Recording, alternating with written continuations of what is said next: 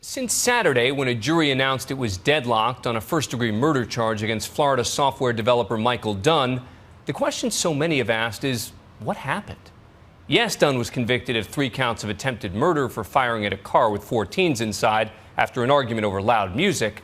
But on the most serious charge, alleging the murder of 17-year-old Jordan Davis, the jurors could not agree.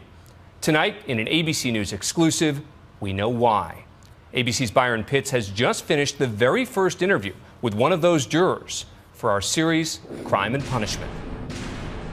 Do you think Michael Dunn got away with murder?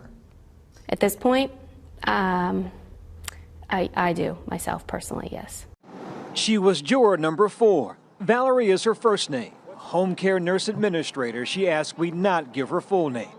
For the first time tonight, we're hearing what happened inside the deadlocked jury room, where 12 people struggled to decide the fate of admitted killer Michael Dunn. When you went to the deliberating room, you thought Michael Dunn was guilty? Yes, sir. Of killing a 17-year-old boy? Yes, sir. What convinced you of that? To me, it was unnecessary. You didn't think Michael Dunn had to kill Jordan Davis? I don't believe so. Most of the jurors, she told us, agreed with her. You all first took your first poll on guilt or innocence on the murder of Jordan Davis. What was the vote? 10-2. 10 people thinking he was guilty? Yes, sir. And 2 said? Self-defense. 47-year-old Michael Dunn never denied he shot and killed 17-year-old Jordan Davis. But from the witness stand, he pleaded it was self-defense, reenacting for the jurors those last fateful moments. And I said, "You're not going to kill me, you son of a bitch," and I shot. The sounds of gunshots were captured on the store's surveillance camera. Oh my God, somebody's shooting. Somebody's shooting out of their car. Dunn eventually pulled away. In town for a wedding, he drove back to his hotel and ordered pizza. Mr. Dunn, the reason you left the gas station is because you knew you had shot into a car of 4 unarmed teenagers. That's incorrect. During his testimony, Dunn says he was sitting in his car, waiting on his fiancée who'd gone inside the store. There were 4 teenagers in an SUV parked next to him, music blaring. He asked them to turn it down. My eardrums were vibrating. I mean, this was ridiculously loud music. What did you make of Dunn asking the boys to turn their music down? Some of jurors said, you know, he even mentioned, I've done it multiple times in my hometown, asked folks to turn down their music, and they did it. And that's where we saw a little bit of the ego. Initially, the music was turned down and then turned up again. An argument started. Dunn claimed 17-year-old Davis verbally threatened him and was about to get out of the SUV. I hear, "I should kill that here. I should kill that." Now he's screaming. Dunn insisted he saw what looked like a gun, though police never recovered one in the vehicle or in the area. And the teenagers who survived have always maintained there was no gun. When he says, "Yeah, I'm going to kill you," I look and I'm looking at a barrel. He's showing me a gun and he's threatening me. But after he opened the door, then he looked at me and said, "You're dead." At that point, what did you believe was about to happen to you? I thought I was going to be killed. Valerie says that was a key moment in the trials. Dunn's insistence he believed he was in danger. That and this final directive from the defense attorney. Check page 25. Start with page 25. Page 25 reads, "The use of deadly force is justifiable if Michael Dunn reasonably believes that the force is necessary to prevent imminent death or great bodily harm." And we took a poll. There were 2 of us undecided, 2 for was justified, and the rest were not justified. Why were you and the others so convinced that Dunn was guilty? We all believed that there was another way out, another option. What about the testimony of his fiancée, Rhonda Rohr, about what he thought about the music they were playing?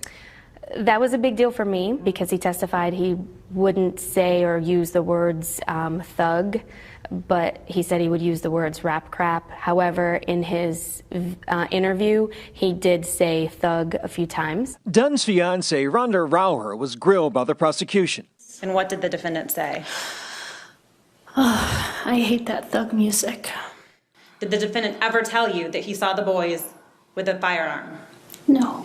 Did he ever tell you that he saw the boys with a weapon? No. The jurors deliberated for nearly 30 hours. There were reports that there was yelling heard coming from the deliberation room. What was that about? You did some of the yelling. Yes. At one point, we were all trying to get our point across. Screaming? Oh, yes, sir. Profanity? Oh, yes, sir. People were passionate about their position. Oh, yes, sir. What started out on day one as a 10-2 vote in favor of convicting Michael Dunn of murdering Jordan Davis ended 9-3. It had to be unanimous, a mistrial on that count. The jury did find Dunn guilty of attempted murder for shooting at the other teenagers in the car. We, the jury, find the defendant guilty of attempted second-degree murder.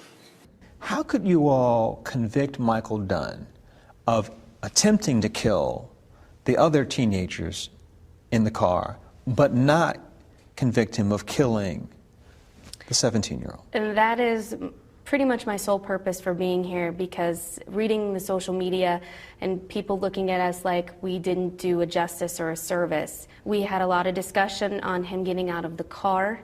The threat has now gone, and your intent is yet to still go ahead and pursue this vehicle. So for you all, a dividing line was when he initially fired into the car, thinking that there was a weapon. That's one thing.